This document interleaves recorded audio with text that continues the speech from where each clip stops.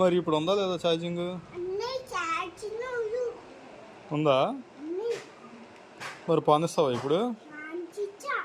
ఎక్కడికి పానిస్తావు? ఏం తెస్తావు వాచికి వెళ్ళి?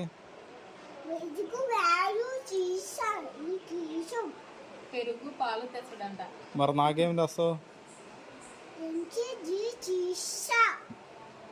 నాన్నకేం తెస్తావు నాన్న? మళ్ళీ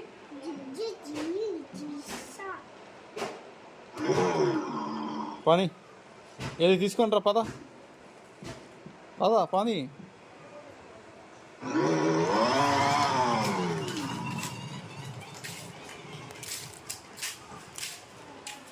గేట్ ఓపెన్ చేయి.